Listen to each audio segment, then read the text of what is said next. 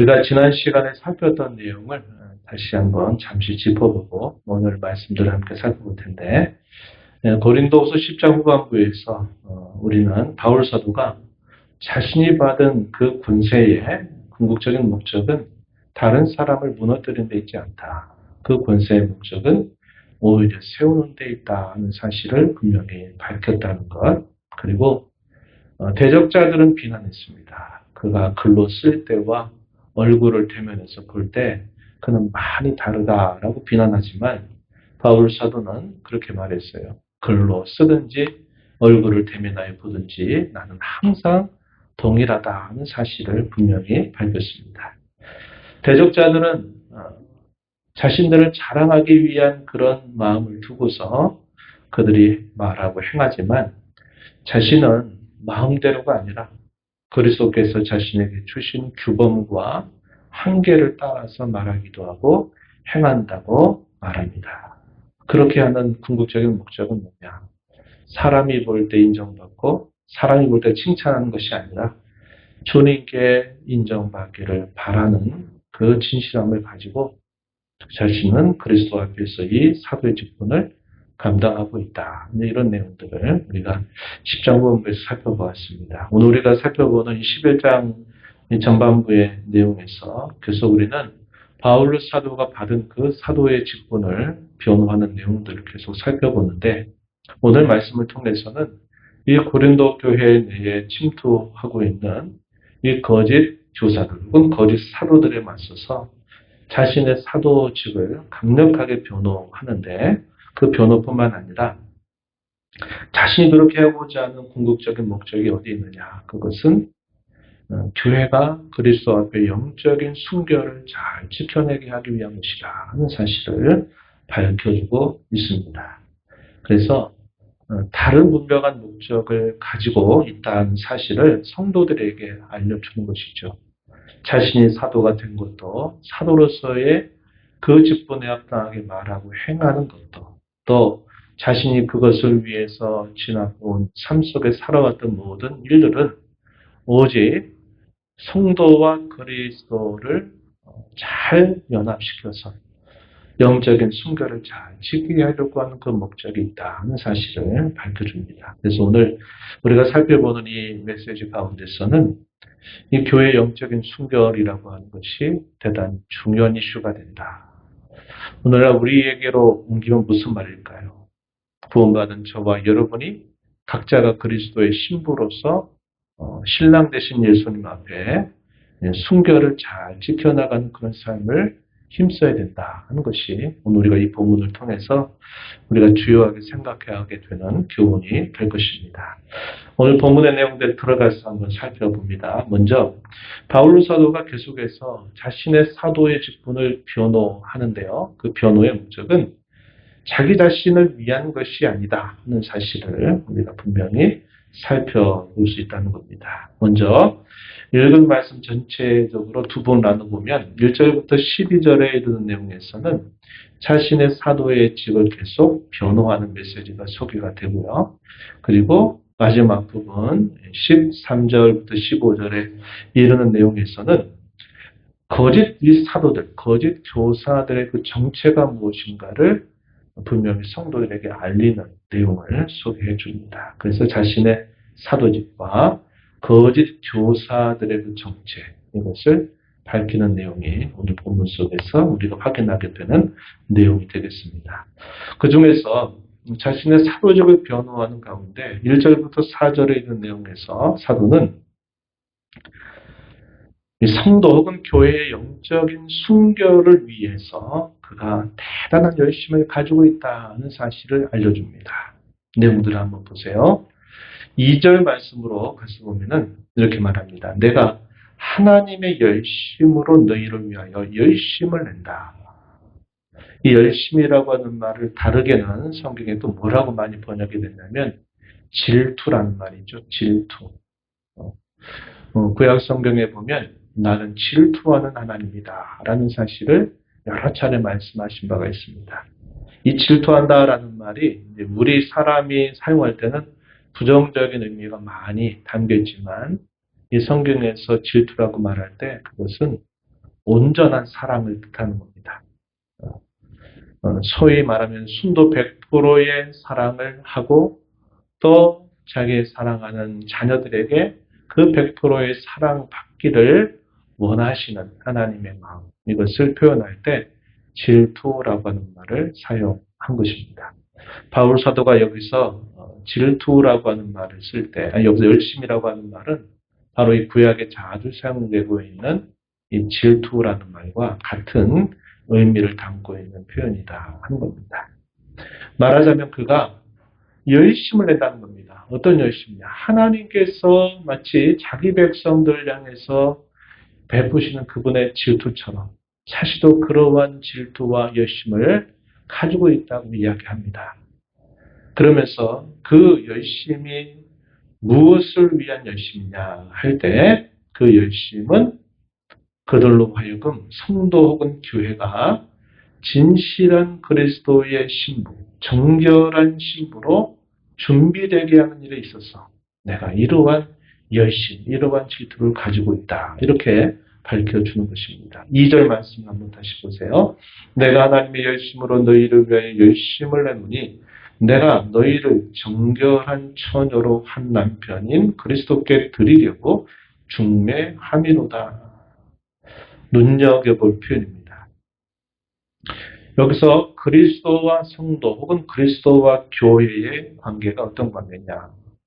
결혼 관계, 또 부부 관계, 신랑과 신부의 관계로 표현되고 있고 자기 자신에 대해서 뭐라고 표현합니까? 나는 중매하는 사람이다. 중매쟁이다. 이렇게 표현했어요. 중매쟁이. 어떤 중매쟁이냐? 그리스도와 성도 혹은 교회를 아주 하나로 연합시켜주는, 맺어주는, 긴밀하게 연결시켜주는 그런 중매쟁이 역할이다. 이렇게 표현했습니다. 그래서 바울 사도가 가는 그 열심의 궁극적인 내용 안에는 그리스도의 정결한 신부, 흠이 없는 그리스도의 신부로 누구든지 준비되게 하려는데 자신이 열심을 가지고 있다. 질투를 가지고 있다. 이렇게 표현하고 있다 하는 겁니다.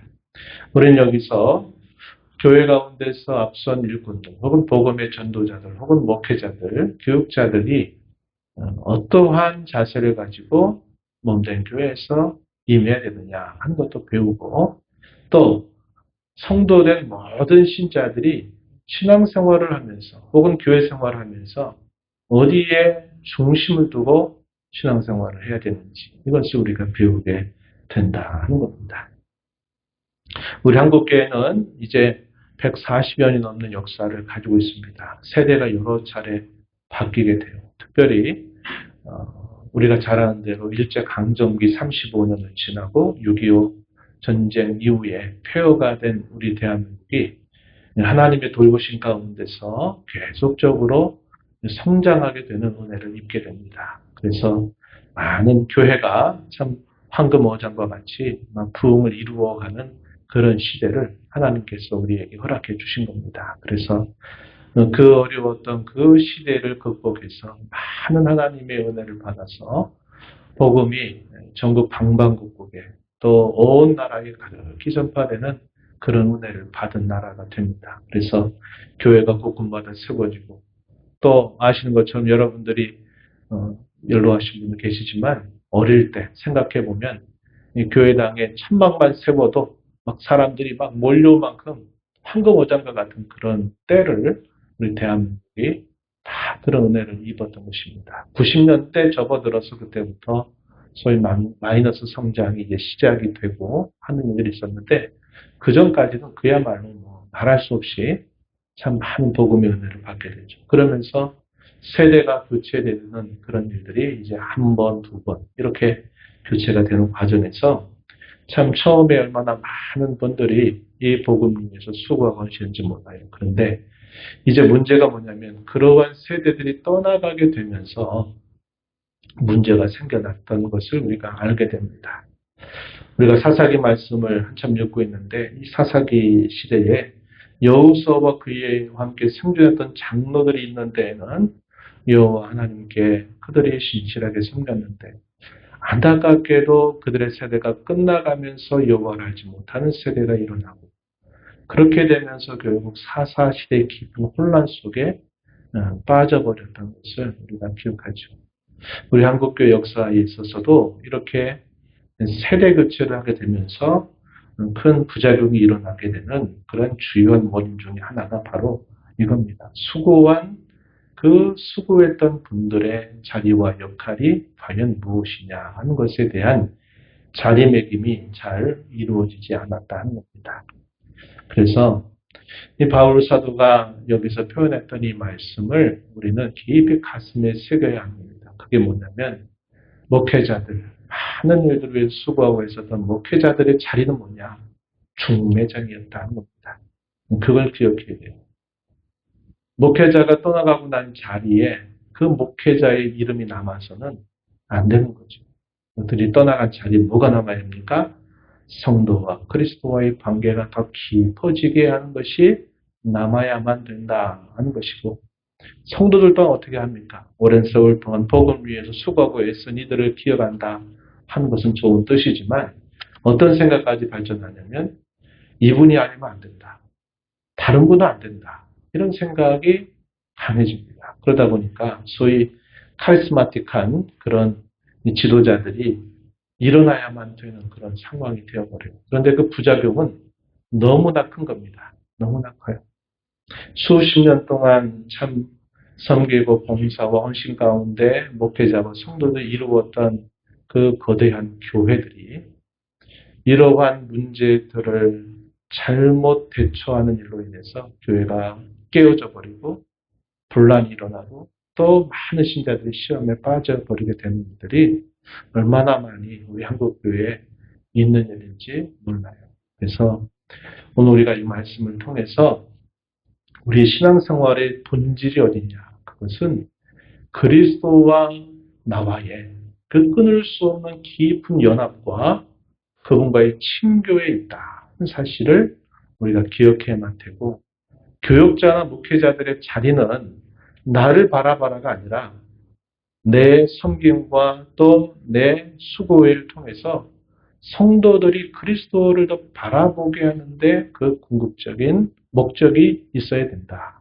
그래서 교역자들도 마찬가지, 앞서서 이끌어가는 교회 리더들도 마찬가지요. 성도들도 올바른 생각을 가져야 합니다. 올바른 생각. 사람 중심으로 신앙생활을 하지 말아야 된다는 거예요.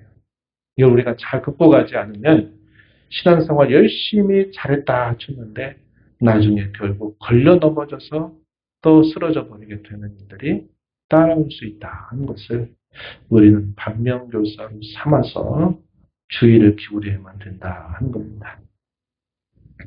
그의 관심이 어디 있다고 말합니까? 사도가 중매장이로서 열심히 있다 말하는데 그 관심은 그리스도를 향하는 진실함과 깨끗함에서 떠나 부패하지 않게 하는 데 있다. 이렇게 자신이 분명히 밝혔습니다. 3절 말씀해 보세요. 그러나 나는 뱀이 그 관계로 하와를 미혹한 것 같이 너희 마음이 그리스도를 향하는 진실함과 깨끗함에서 떠나 부패할까 두려워하노라. 사도가 갖는 모든 열심은 여기에 있다는 겁니다. 여기에 있다. 그리스도의 정결한 신부로 그들이 주 앞에 서기를 바라는 것이고, 반대로 그들이 행여나 어떤 일과 사건 때문에라도 그들이 혹 그리스도로부터 향하는, 그리스도께 향하는 그들의 진실함과 깨끗함에서 떨어져 버리는 그런 일들이 없기를 바라는 마음이다. 이렇게 표현을 하고 있는 겁니다. 그래서 그가 지금 이 사도직에 대해서 계속 변호하면서 어조가 바뀌었다 그랬죠. 어조가 바뀌었다는 내용들이 고린도 10장에 있어서 마지막 13장까지 계속 이어집니다. 그 사도가 계속 말하고자 하는 그 본질은 바로 여기 있다는 거예요. 성도들이 이런저런 잘못된 가르침이나 미혹에 빠져서 그들이 전에 들은 그 복음에서 떠나지 않기를 바라는 것이고, 그 복음의 주인공 대신 예수 그리스도와의 끊을 수 없는 깊은 친교 안으로 들어가기를 바라는 것이고, 반대로 그들이 그 그리스도에게서 행하나 어떤 미혹이나 잘못된 가르침에 의해서 부패하게 되지 않기를 간절하게 바라는 그 마음, 이것이 바로 바울 사도가 계속 말하고자 하는 그 모든 말의 가장 핵심을 표현하고 있는 말씀이다. 이렇게 볼 수 있다 하는 겁니다. 그는 당시 이 고린도 교회가 거짓된 교사들의 그 가르침 때문에 흔들리는 그 모습을 두고서 안타까운 마음으로 이렇게 말했습니다. 4절 말씀해 보세요. 만일 누가 가서 우리가 전파하지 아니한 다른 예수를 전파하거나 혹 너희가 받지 아니한 다른 영을 받게 하거나 혹 너희가 받지 아니한 다른 복을 받게 할 때는 너희가 참 용납하는구나. 이게 무슨 말인지 여러분 이해되시죠? 바울 사도의 진정한 열심과 그의 마음이 여기에 있음에도 불구하고 너희는 왜 다른 예수를 전하고 다른 영을 받게 하고 다른 복음을 듣게 할 때 너희가 왜 그런 것들을 무분별하게 잘 그걸 받아들이고 그게 맞는 줄 알고 있느냐. 이렇게 사도가 안타까운 마음으로 책망하고 있다는 겁니다. 우리말로는 다 다른입니다. 다른인데요. 이 헬라어의 표현 중에 약간 그 뉘앙스 차이가 나타나는 부분이 이 다르다라는 말에 있어요. 우리가 새롭다라고 하는 말도 헬라어 어떤 헬라어를 쓰냐에 따라서 그 새로움의 의미가 분명히 의미가 달라지는 경우도 있습니다. 질적으로 새로워진다라든지 아니면 전혀 새로워진다든지 이런 표현들을 사용한다든지 또 여러분 아마 들어보셨겠지만 시간이나 때를 말하는 것도 어떠한 단어를 쓰냐에 따라서 그 시간과 때의 의미도 어떤 변화가 있다. 이렇게 얘기합니다. 이 다르다라고 하는 이 말 속에서도 우리말로는 다 다른으로 되어 있는데 이 다르다라고 하는 말의 의미가 두 가지 중요한 의미로 갈라져요. 하나는 뭐냐면 완전히 종류 자체가 완전히 다른 그야말로 완전히 다른 것 이것을 표현하는 말이 있고 또 하나는 종류는 비슷한데 그러면서 그 같은 종류 안에서 또 다른 것을 표현하는 말이 있다는 겁니다. 여기 다른 예수를 전파한다라고 할 때 이 다른의 의미는 같은 종류 안에서 다른 것을 말하는 그런 다른, 소위 알로스라는 말을 사용했어요.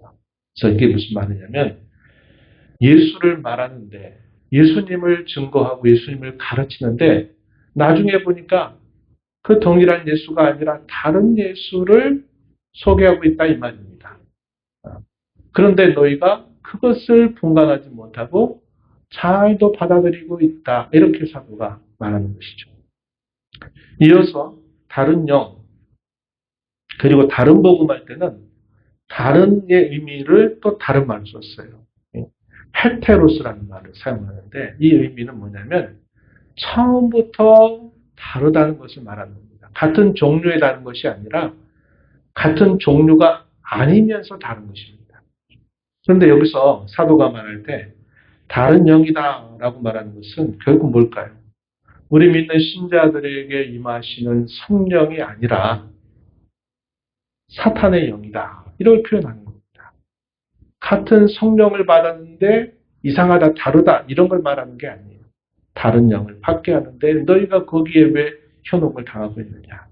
또 복음도 뭐라고 표현했냐면 종류가 다르다라는 사실로 말한 겁니다. 처음부터 다른 것, 다른 복음을 저들이 가르치고 있는데 너희는 그것을 잘도 받아들이고 있구나. 이렇게 사도가 안타까운 마음으로 말하고 있는 겁니다.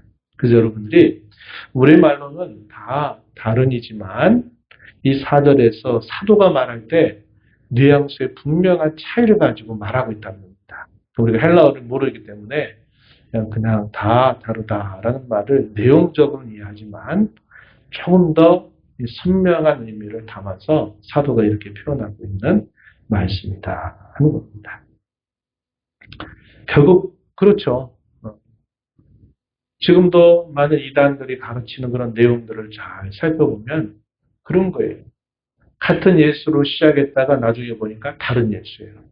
우리가 알고 고백하는 예수님은 참 하나님이시면서 참 사람이시다라고 우리가 알고 예수님을 고백하고 우리의 유일한 구세주로 믿는데, 다른 그런 거짓된 가르침에는 분명히 예수를 말하는데 나중에 보니까 사람인 예수, 또 나중에 보니까 사람이 아닌 신인 예수만 이야기한다 이 말이에요.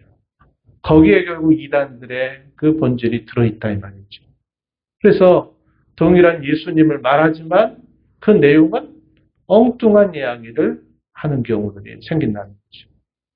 복음에 대해서도 잘 나가다가 다른 데로 빠져가는 게 아니라 그 복음이라고 말하는 것들을 듣다 보니까 처음부터 이상한, 처음부터 다른 그런 내용을 복음이라고 가르치고 있다 이 말이죠.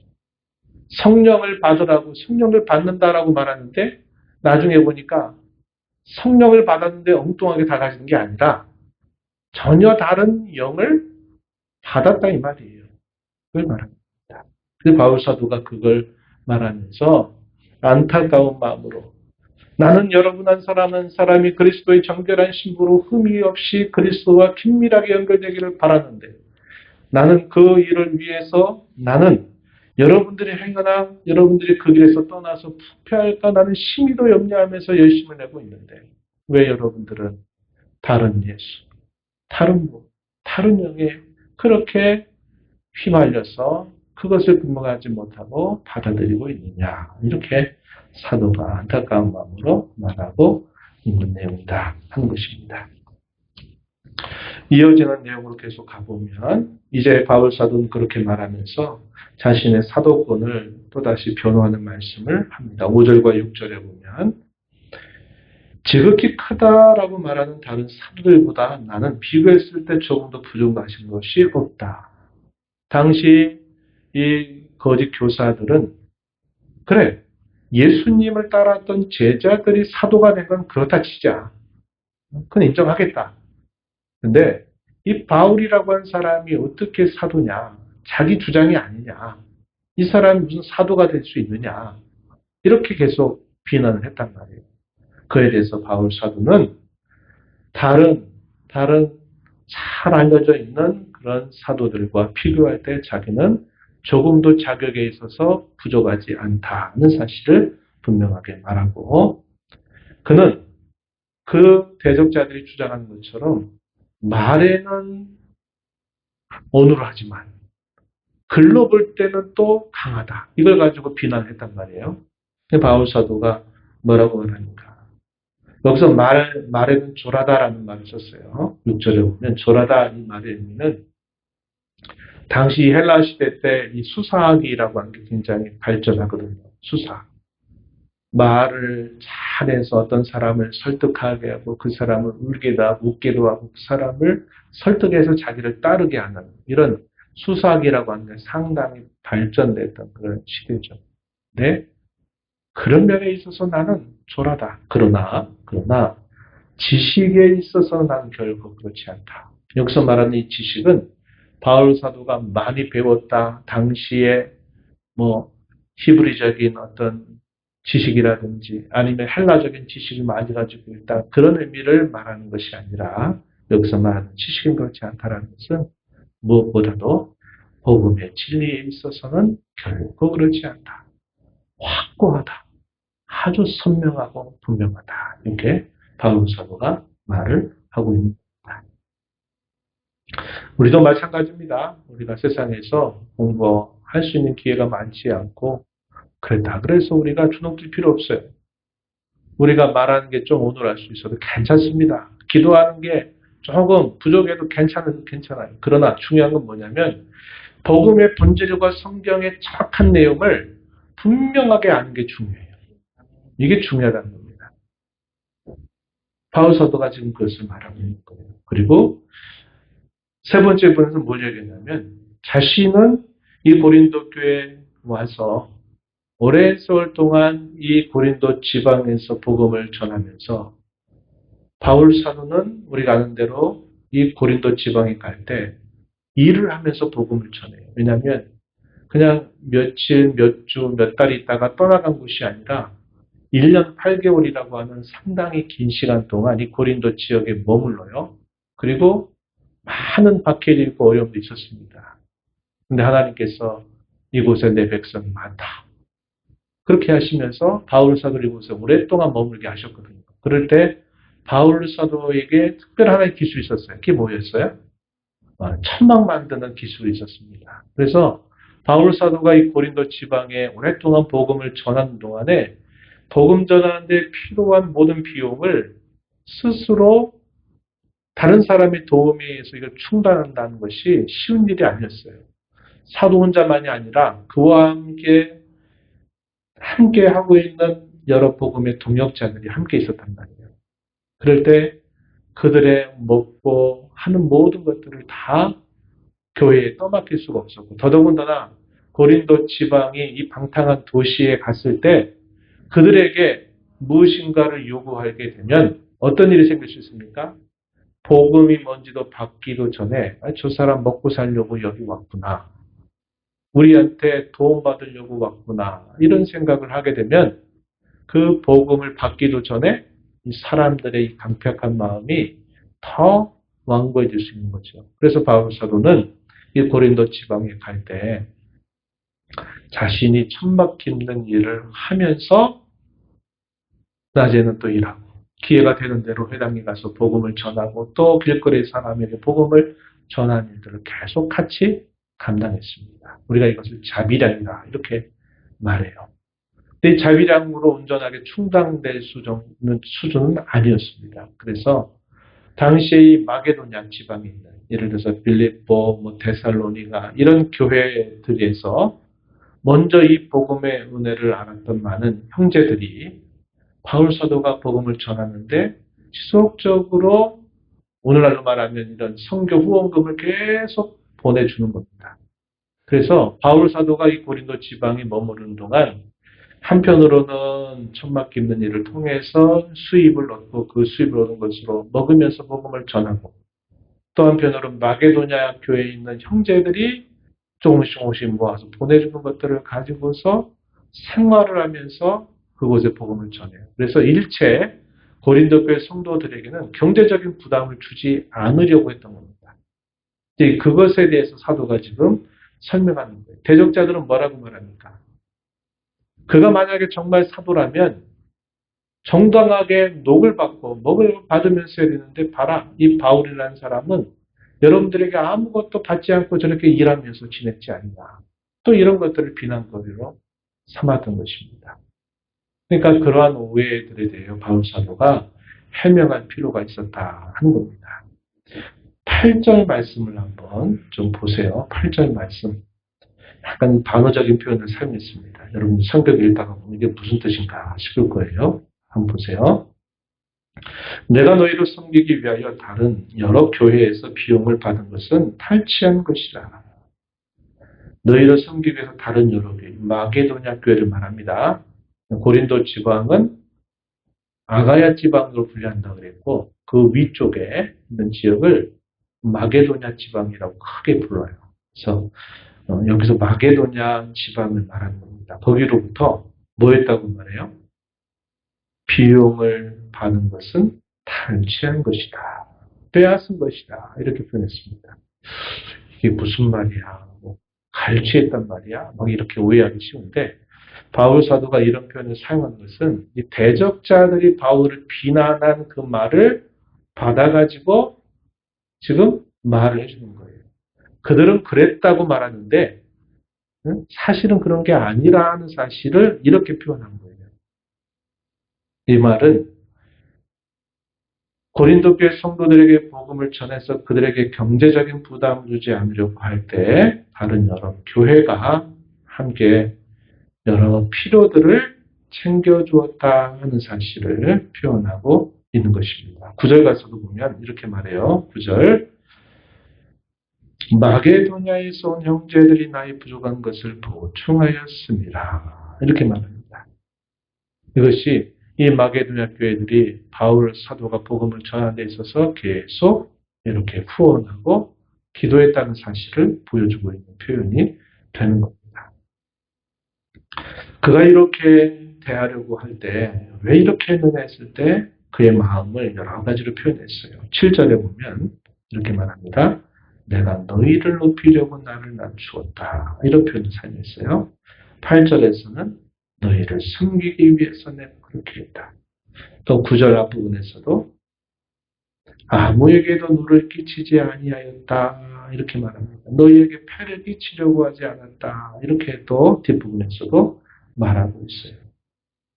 그러니까 바울 사도가 대적자들은 그걸 비난하지만 사도의 본심은 내가 너희를 높이기 위해서 그리고 너희를 섬기기 위해서고 너희에게 폐를 끼치지 않기 위해서다. 그렇게 표현했고 10절에 가면 뭐라고 말하냐면 그리스도의 진리가 내 속에 있다. 이렇게 말합니다. 이 말은 무슨 의미냐면 진실하다 이 말입니다. 그리스도 앞에 내가 진실함을 말한다 하는 것이 말이에요. 내가 거짓말하고 있는 게 아니다. 나는 분명히 진실함을 가지고 여러분들에게 말하고 있는 것이다. 라는 그런 의미입니다. 또 11절에 보면 너희를 사랑하지 아니함이냐? 이렇게 묻고 하나님은 다 알고 계신다. 이렇게 말하는 것은 바울 사도가 이 고린도 교회 성도들 그만큼 사랑한다는 것을 하나님이 다 알고 계시다. 이렇게 표현하는 겁니다. 이 바울 사도가 쓴 서신에 보면 이런 말 많이 하죠. 하나님이 나의 증인이시다. 이게 맹세의 형식이 됩니다.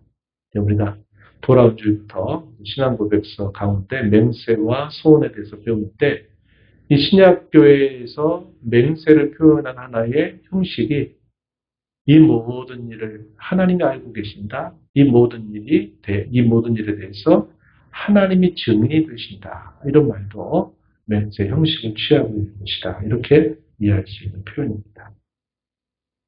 마지막으로 사도는 13절부터 15절 마지막 부분에서 이 자신을 비난하고 자신의 사도권을 흔들어대는 그들의 정체를 폭로합니다. 13절 가서 보면 이렇게 말해요. 거짓 사도요 속이는 일꾼이니 자기를 그리스도의 사도로 가장하는 자들이다. 이것은 전혀 이상한 일이 아니다. 사탄도 자기를 빛의 천사 혹은 광명의 천사로 가장한 것처럼 이들도 다 그리스도의 사도로 가장하는 자들이다. 이렇게 분명히 말합니다. 겉으로는 마치 그죠? 양의 모습을 띠고 왔는데 나중에 보니까 이리와 똑같은 그런 모습을 드러내는 자들이다. 이렇게 말했어요. 또 15절 마지막에서도 사탄의 일꾼들이다. 자신들은 의의 일꾼으로 가장하지만 그들의 정체는 결국 사탄의 일꾼들에 지나지 않는다. 이렇게 표현을 합니다. 마지막에 뭐라고 하는가? 하나님께서 그들의 행위대로 다 보응하실 것이다. 그들의 마지막은 그 행위대로 될 것이다. 이렇게 말해서 그 거짓된 사도들, 거짓된 교사들에 대한 심판을 선언하는 내용이 마지막 부분에서 소개됩니다. 그래서 오늘 우리가 살펴본 내용은 바울 사도가 고린도 교회 성도들이 많이 오해했던 것들이 어떤 것들인가 하는 것은 대적자들의 그 비난들, 그들의 말을 듣고 많이 오해하고 흔들렸던 부분들이에요. 그런 부분들에 대해서 사도는 그렇지 않다.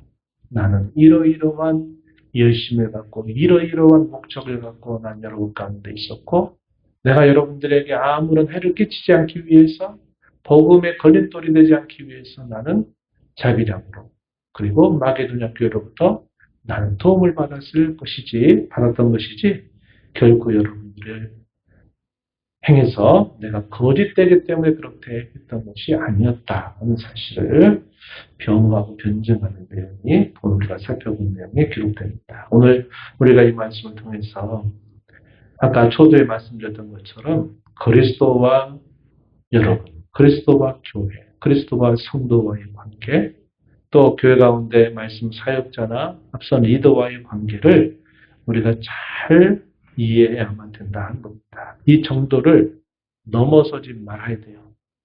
저가 그런 한도를 넘어서면 안 되는 거죠.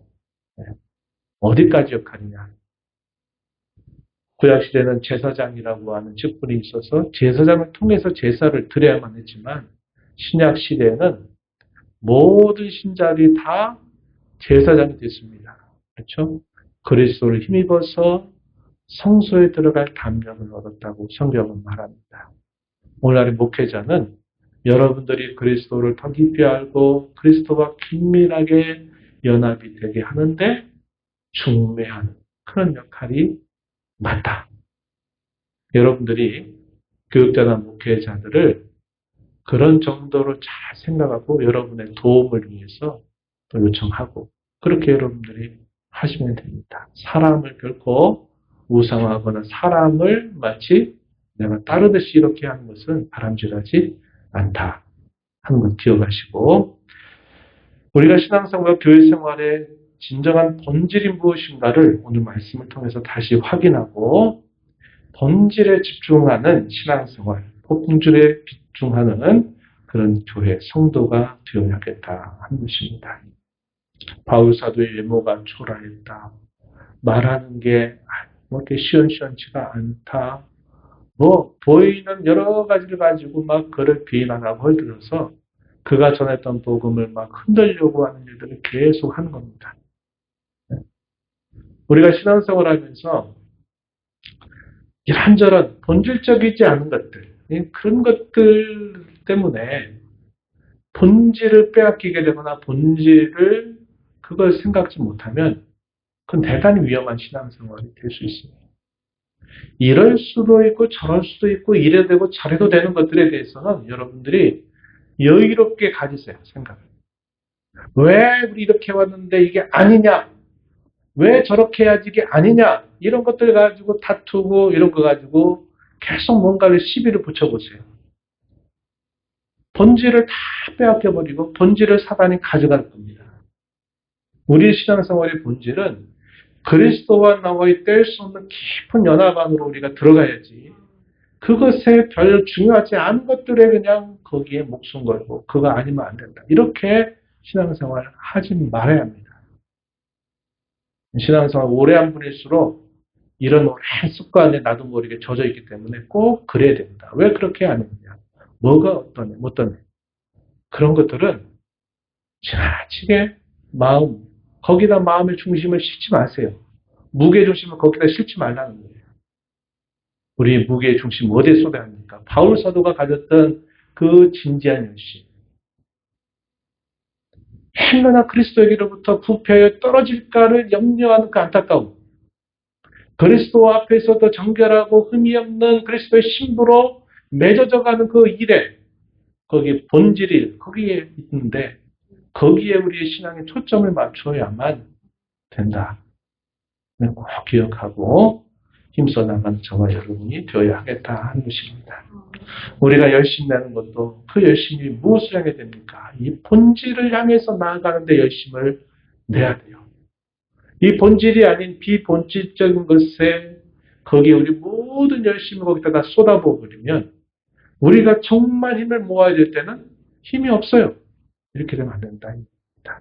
그래서 오늘 이 말씀을 통해서 다시 한번 주께서 우리에게 주시는 말씀을 귀담아 듣고 본질에 집중하고 본질의 열심을 다시 내고 회복하는 저와 여러분이 되기를 진심으로 바랍니다.